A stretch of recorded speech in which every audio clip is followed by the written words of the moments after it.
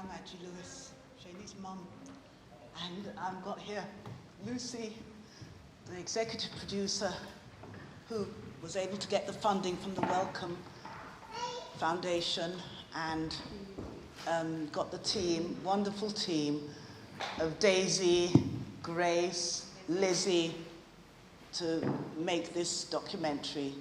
And we're so proud that The Guardian took it on and have it on their website. And it's going to lots of festivals. We've had such good feedback, brilliant feedback. And, you know, it's on YouTube, so, you know, please, it's something that you have to watch, you know. But I just want to quickly say, because I know we haven't got much time, that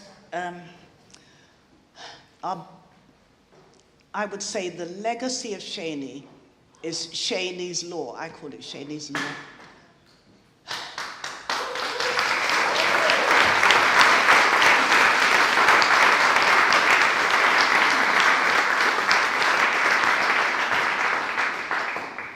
It's the only law in the world. Do you know that? It's the only law in the world that deals with this. They've taken it to America, Singapore, Australia, all over the place. No, they don't take me with them, but it has gone to many, many countries. And my biggest prayer and wish is that nobody has to die like Shani died. 45 minutes of restraint, 2 sets of restraint, with 2 sets of handcuffs like this, 2 sets of leg braces, while the hospital staff watched. You know, it just beggars belief. Nobody should die like that. Nobody. Not in an animal, thank you. Not even an animal. So, my wish is that Shani's law, which we are trying to embed now, we've just finished a consultation, which is overdue, but because of COVID and elections and this and that, it's only now finished its consultation process. Shani's law has to ensure that police are not called onto mental health units. Why are they there?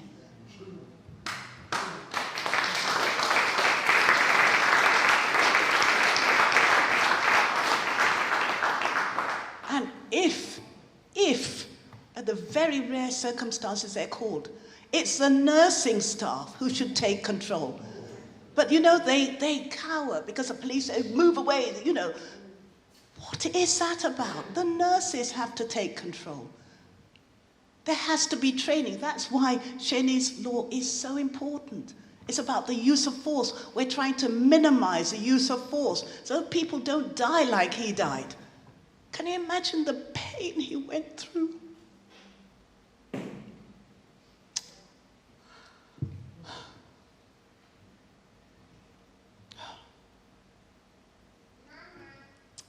Anyway, I just want, please, just let's be aware of what's going on. You know, people like Stafford, thank you, Stafford, for having exhibitions like this. Thank you, Inquest.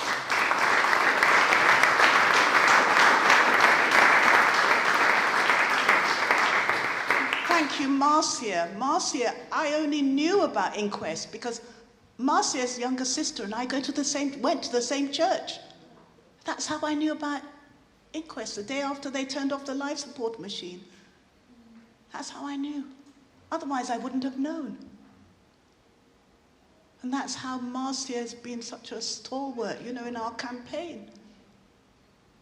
You know, thank you, Lucy, for getting the funding and for insisting that we made this documentary. Huh?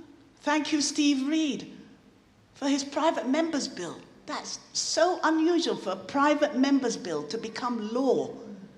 Do you know, and it was so quick. It was so quick. If it wasn't for, you know, Inquest, they did so many policy papers and got organizations together. We were in Parliament day after day. So when they were debating it, Steve could say the family are there. You know, all this went on. And I just want to mention the trauma that families go through. It took us 7 years to get an inquest. 7 years. 7 years. You know, people say to me, how do you get through this? And really, it's my faith that has got me through. If I didn't have a strong faith, if I didn't believe in God, like my mother-in-law says, you would have topped yourself. Because it's been traumatic. I have two older daughters and 2 grandsons.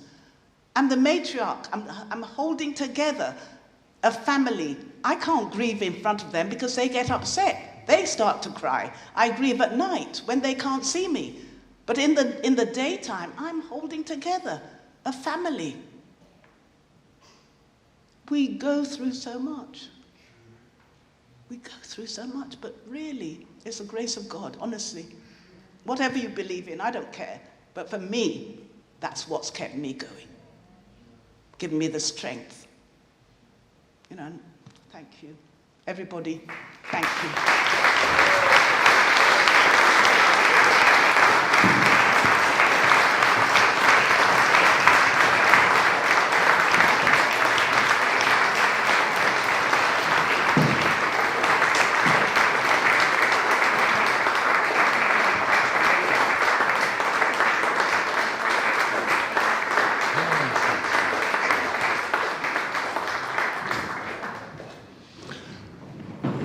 Wow. I mean, people have asked me over the years consistently, why do you do it, Steph? Why do you do it? That's why I do it. Yeah. All right? Can't leave families to face this on their own. People have said to me over the years, you know what, Steph, you talk about when police kill, but you don't talk about when other people kill. But the state has a responsibility to protect. And the thing is, when other people kill, those families have this hope that somehow the police are going to get who killed their loved ones and bring their loved ones to court and the justice will happen. But when it's the police that kill your loved one. And people ask me why I do this, as if they want me to wait until this comes crashing in my house before I stand up and support people who have to face this. And if you're going to wait for this to come crashing in on your home, until you stand up and support families that face this, then obviously you've waited too long. I've got a panel of women, and let me just say, that was amazing. And I think only women, sisters, mothers can tell the story and narrate the story in the way you did. That was heartbreaking and heart-rending. I'm sorry for all that you've been through. Sorry for all that you've been through, and if we could take it back, we would, but we know we can't. So it's about how we start to work together, stand together. Let them see that there's just too many of us. We're not going to take this no more. The system's not going to change on its own. We need people's help. We need your support. So I'm proud to be able to have given them the platform today to make people understand and be aware of a part of the struggle. We're going to open up the floor now for people to ask questions and share thoughts and emotions that this session evoked with you. So we can up the lights a little bit, and if anyone wants to ask questions of our amazing panel, please do. Okay. Who's going to do the mic? Yeah?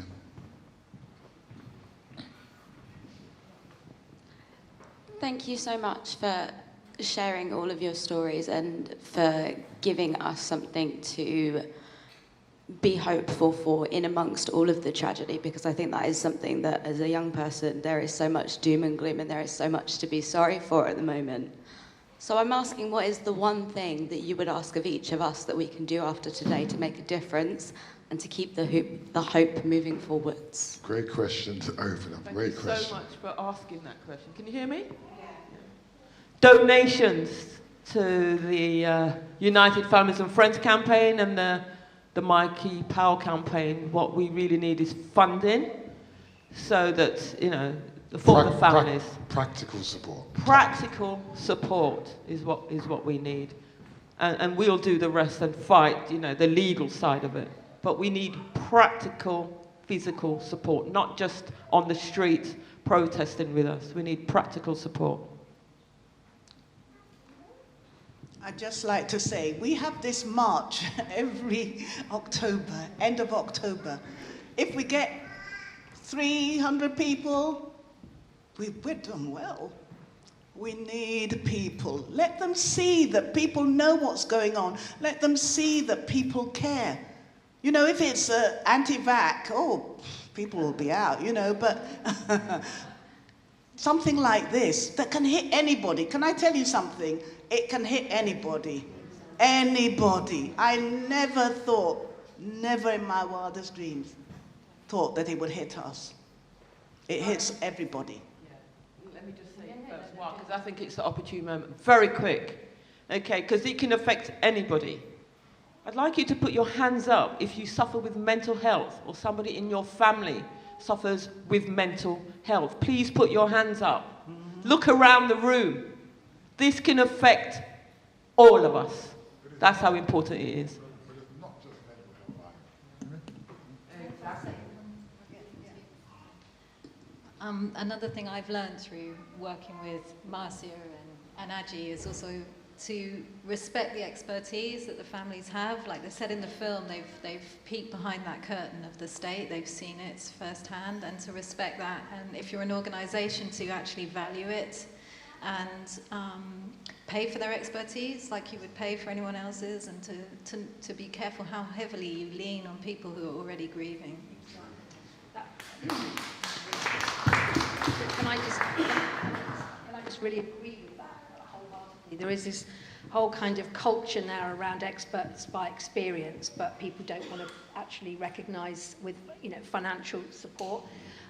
Just a couple of things just in response to your question about hope, and I do think it's really important that amongst all the despair, and particularly when we look back historically what struggles there have been, the reality is that struggles have affected some kind of change, and it's not enough just to go on a demonstration or to press a button and support a petition. It's about actively trying to hold the state account, and I mean by putting pressure on parliamentarians to do the right thing. So Shaney's law only came about because we had a MP who had come down to the inquest, who had met with the family, who understood the reality of the kind of dehumanisation that cost Shaney his life, and the reality of the fact that he was killed in a state institution. But then it was a lot of work to lobby and to help draft guidance, and then to write to all MPs, reminding them that this was an issue of relevance, to them individually. And that made a real difference, and it was how we managed to get cross-party support for Shaney's law and get it actually implemented. And I say that because I think that at the moment there's a growing recognition that there needs to be automatic, non-means tested public funding for families to be represented. I mean, nobody in this room could possibly argue against that. But the only way we're going to make this happen is by making this a political issue and embarrassing government into acting. So I say that in the context of hope, and the young people are vital to this, because some of us have been doing this for a long time and are older, as you can tell, particularly looking at Stafford and myself, and we need, you said that to me the other day, Stafford, I'm told. But I mean, we need young people. We need young people to take these issues forward. So I hope that's a kind of a realistic answer, because I think, great, let's go on demos. And we saw the numbers on the streets that we saw around George Floyd's murder. Where are those people at UFFC demonstrations? We need to lock down London. Hello?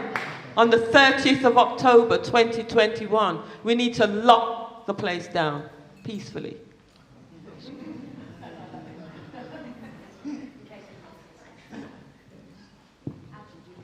No, people should just be involved. in any way they can. You know, lobby anybody. Talk about it, Twitter it, whatever. Do it. Just get on it. Let's just not let them, you know, get away with this. Think we're not doing anything, you know? Let's let them know we're doing things. True. Just a question clarifying about Shelley's law. So you said it's still being implemented. Where exactly are things at with that? Oh, right, thank you. Oh dear. At the moment, they've just done the consultation, quite a wide consultation, and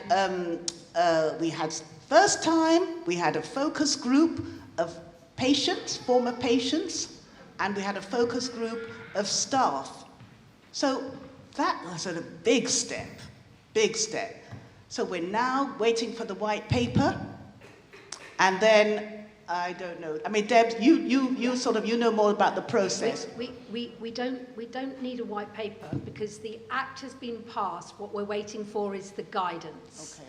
And the guidance is what will sit behind the Act, and that will be what we'll be expecting then all hospital trusts to implement. But I just need to say something quite important here. I think there is no doubt that the process, I mean, the political will hasn't been there to speed this up as quickly, and it's very easy to blame the pandemic for absolutely everything and things not moving. It's been the persistence of the families that have forced the consultation to be back on the agenda, and it has been a good consultation, and it's been a good consultation because those responsible for it have had to listen to families and to activists and organisations working around mental health. The next stage will be for the consultation has now been done, so we expect to get the guidance, and then the next struggle will be to make sure this damn thing is properly implemented and that there is the proper reporting and that we see a notable decrease in the amount of restraint going on across mental health settings, because restraint is used frequently. And it's used in a racist and discriminatory way. And I would also just say, in the context of inquest work, the area of our work that is really increasing are deaths of people in mental health settings. So let us think about what the cultures of these institutions are that have to rely on restraint in places where people should be looked after and treated humanely.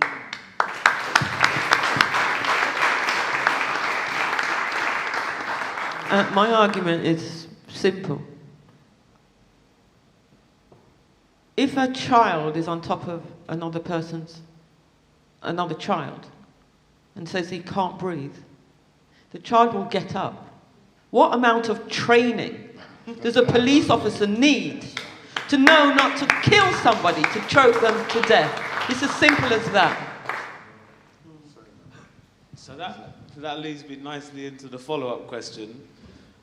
I know it's not seen as this yet because Sheni's law was such a huge success and a huge kind of turning point, but I kind of see that based on what I learned today, that it's only in mental health settings. That's Sheni's law part 1. Mm-hmm. Where are we at with Sheni's law part 2 and getting that over to the police? Yes, I'm actually very hesitant in asking this question because you guys have been so instrumental in getting part 1, and you must be knackered. But especially, Aji, I kind of want you to just take a holiday. Yes. Yeah. But what's the deal with Sheni's law part 2? Yeah, I agree. Yeah. Because police officers can still restrain you to death on the street. And I want Riggs law. Yeah, you know. I want Riggs law so that they cannot restrain you on the street. So it's a fantastic law.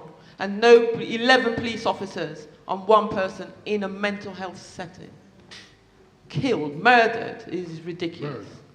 So they do it on the street too. So that's what we're going to do. That's why we need funding, so that we can take legal actions and private prosecutions. Perhaps, whether that works or not, I don't know. But in the meantime, the deaths are happening and the families are suffering, and so we And need to focus on can I just add, I get approached by many parents of autistic children who are being restrained. It's disgusting. And I always say, hold on a minute, this is a first world country.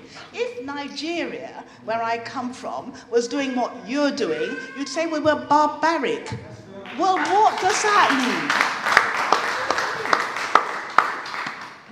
Can I just follow up that really quickly? I'm really glad you mentioned learning disability and autism, because that's another area where restraint is used, disproportionately. But just to follow on your point, I think that there's also a bigger question that we need to be asking about policing more generally, because police training, every time somebody is killed, there are recommendations made, and there's new police training here, there and everywhere. And I think it's quite clear that it's gone way beyond police training, because the police know what their training is. It's about culture, it's about how these practices have become institutionalised.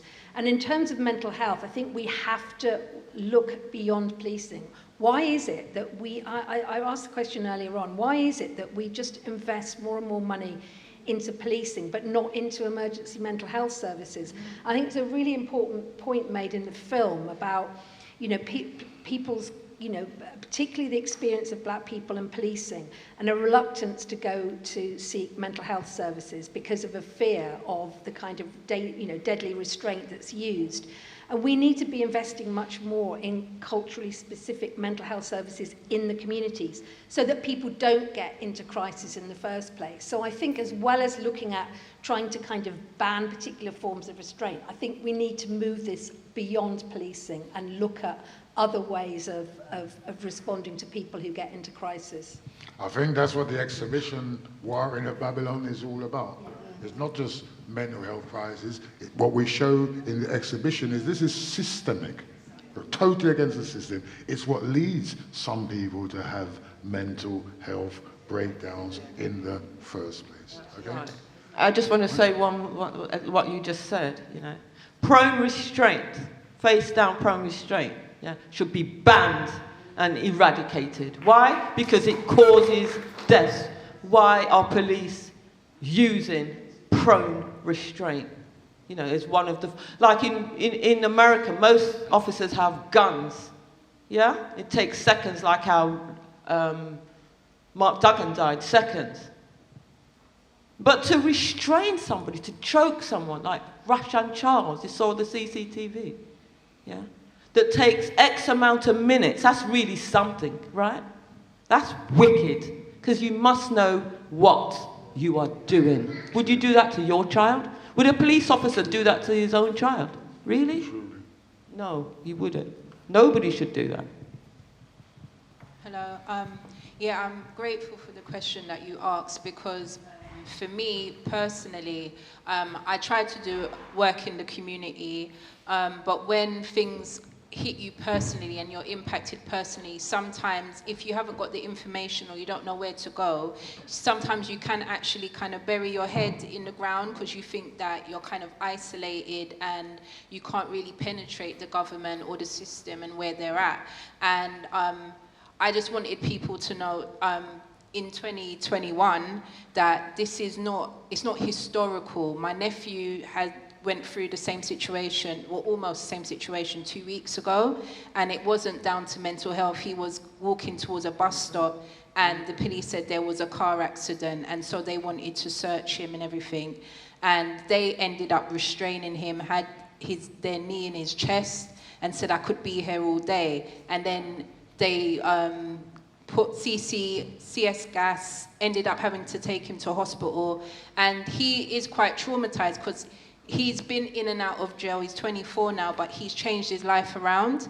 And it's almost like, what is the point? Because when you do good, you're still being criminalized. When you do bad, you're criminalized. And because also, you're black. Yeah, well, it's my nephew, yeah, he's black. But also, what kind of triggered me as well when I was watching that video, when it was talking about the restraint, my son, when he was 9 years old, he's 10 now, he's got special needs, development delay, and epilepsy. And just to get him on the bus, he didn't really like the transport. They decided they wanted to put a metal breastplate on him to strap him down in the seat so he can't move. And they felt that that was justified and acceptable. And I said, you wouldn't even do that to an animal. And all of that tension that's building up, it's not going anywhere. So once he gets released, then it's going to be another problem. So it's literally from school all the way down into the ages. And it's like... You have to bring it. Huh? The question. Oh, so no, my question is like, obviously, I feel that as a civilian or whatever, it's very difficult to find the right help or where to go to. So what would be like the first point of contact? Because obviously I've said to my sister to contact your organisation because I don't know anybody else, but I feel like Stafford, he can't be the saviour of everybody that's been decriminalised. So where are the places that we can go for that? No. Are there any, are there? I think this is the problem that Stafford and I were talking about the other day, about, you know, in the kind of early, in the 80s and possibly early 90s, they used to, you know, everywhere had police monitoring groups. But of course they all lost their funding. I mean, I'd say that there are networks of people and there are organisations. I mean, ideally, my recommendation would be, in terms of your nephew, get a bloody good lawyer and, you know, sue the crap out of them, to be quite honest, because, you know, that's unfortunately the only kind of language that they understand is going down that route. But I think your point is just kind of just highlights how, you know, from a kind of the school to police to prison pipeline that we see, you know, that kind of revolving door. But also, I'm really glad that you mentioned, you know, learning disability, because I think in a way for me it's like almost the hidden issue. You know, people are much more aware of deaths in police custody. There's not nearly as much awareness around mental health and learning disability. So, I mean, I think, you know, we've got organisations on our website. UFFC have organisations, monitoring group, and others. And if there's anything else we can do, obviously just shout. But I mean, if you've been in touch with Stafford, I'm sure you'll get signposted to the right lawyer, if nothing else. Thank you. One last question there, and then we're going to have to wrap this off because we're running a little bit late on this session. Thank you. Hi, guys. Thank you so much for sharing. That was incredible. I'm glad you mentioned moving beyond the police, and I know there's an ongoing conversation about defunding and what's the other one? Sorry, defunding. And I'm wondering how plausible that is, because actually we should be putting money into mental health, we should be putting money into youth work, we should be putting money into social care. And that's a big desire for a lot of people, but it's almost like, where do we begin? Because you have to rely on the state to begin defunding. Is that plausible at all? You know, again, this here is about real lived, practical lived experience. It's about a black British experience. There are some people who are focused on America and they steal strap lines and words and ideas from over there. Defunding the police in a UK context isn't really helpful. That we need to reprioritise how budgets are spent is an absolute. Sending police into mental health institutions is like sending the foxes into the chicken coop and saying that somehow they're going to protect the chickens, all right? But we need those, because Mark's talking about Black Lives Matter in here, all right? So they should be in here, all right? They should be in here. The struggle's here. Black Lives Matter will tell us about George Floyd. They're not going to tell us about Shaney. They're not going to tell us about Sean. The government sees that. The government knows that. So if we're going to be serious, it's about us all as individuals taking real responsibility. We need to not be talking about defund the police. We need to be talking about how we stop the police and crime and sentencing and court bill that's going through Parliament right now. That's what we need to be speaking about.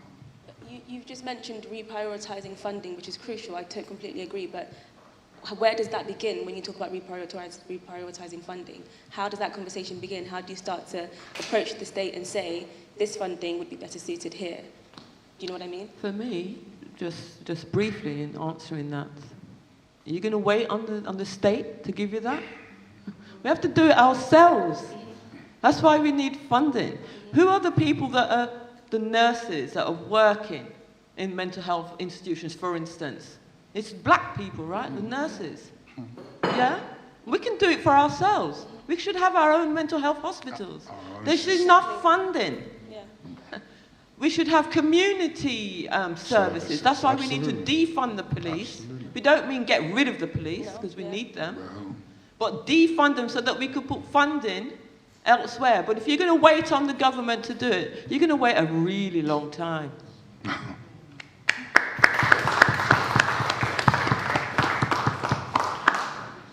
All right, so I want to say thank you to our panel. Been amazing. I think you've been in line with what we've put on here for the last few months, where we've been able to say that had panels of activists, we've had panels of lawyers, we've had panels with the practitioners, we've had panels with families. I think that every panel has been a masterclass, and I think that this panel has absolutely stepped up to the mark and been superb today. So can we give them a final big round? Thank you very much. Thank you for having me.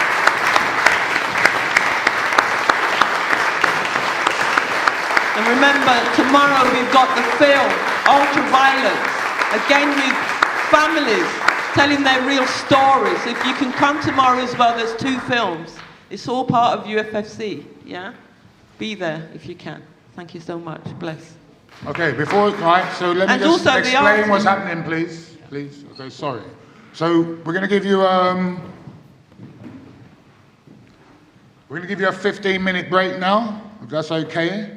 Then we're going to have the final talking event, which is Suresh Grover of the monitoring group, Yvette Williams of Grenfell for Justice.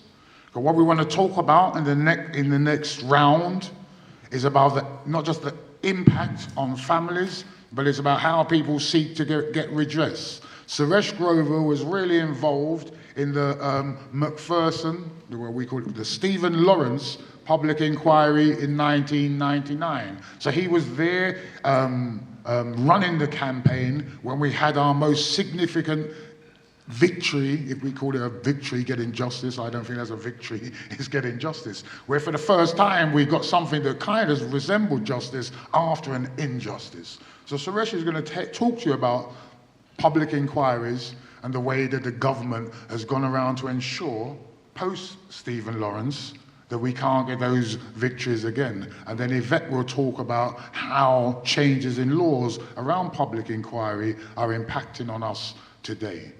The thing is there's this word, this word is called empower, right? No one empowers us, we have to empower ourselves, right? And ultimately, to try and respond to you saying this, is ultimately, what we haven't seen in this country enough is people power. And there's a fear of it, which is why they're bringing through that piece of legislation that I keep on returning to. Because they saw something that resembled people power the other day. And what they saw, they said, wow, imagine if that was harnessed. Right? Imagine if that was focused, because that's what we're talking about, how we harness it and focus it. So in this space, what we always say is there's no justice. All right, so you're starting to learn it, all right? There's just us. And we need to expand and extend who just us truly is, all right? And as long as just us looks just like you, we're heading in the right direction. See you back here in 15 minutes, yeah?